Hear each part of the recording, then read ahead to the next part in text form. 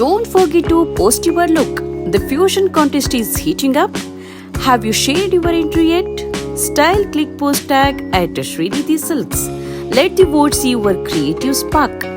Time is running out. Srinidhi Silks and Textiles. TC Nupashitti Circle, Nehru Road, Shivamogga. Contact us 8884577200 or 08182272939.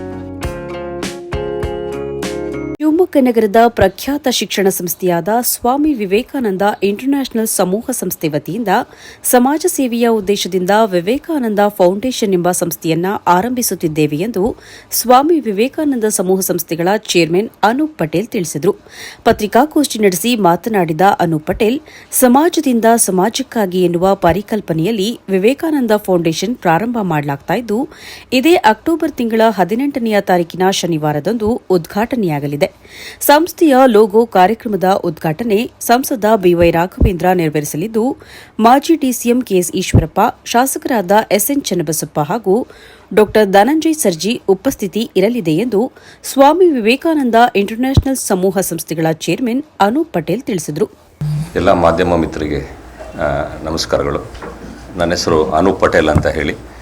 ನಾನು Swami Vivekananda international ಸಮೂಹ ಸಂಸ್ಥೆಯ chairman ಆಗಿ ಕೆಲಸ ನಿರ್ವಹಿಸ್ತಾ ಇದ್ದೇನೆ. ನಾವಿವತ್ತು ಸೇರಿರೋ ಉದ್ದೇಶ ಅಂತಂದರೆ ಆ್ಯಕ್ಚುಲಿ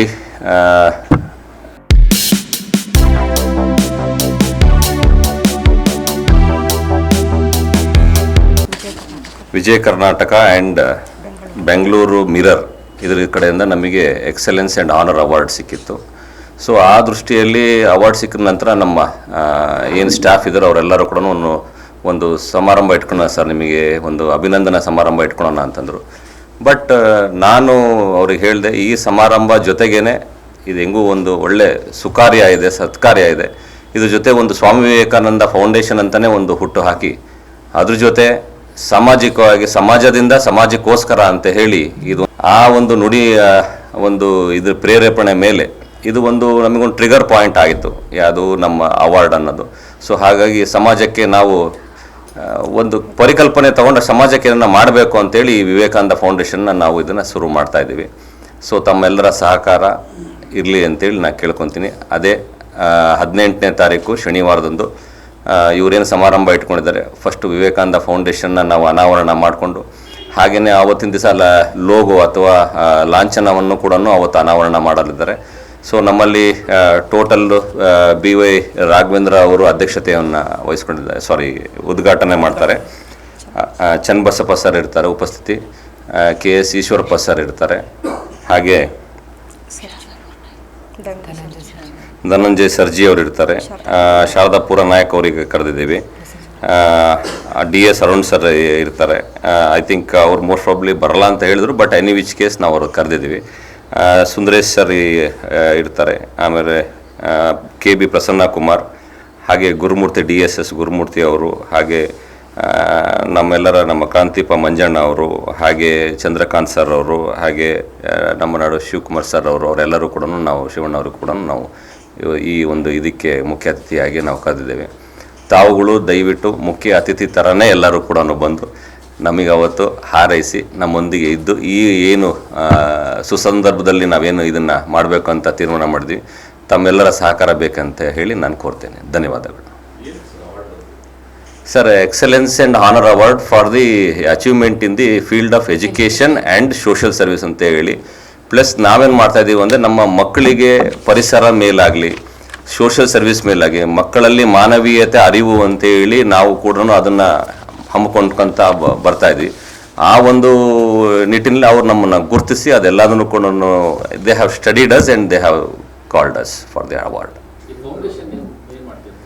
ಫೌಂಡೇಶನಲ್ಲಿ ಬೇಸಿಕ್ಲಿ ಅದರಲ್ಲಿ 4 ರಿಂದ 5 ಭಾಗ ಮಾಡಿದ್ದೀವಿ.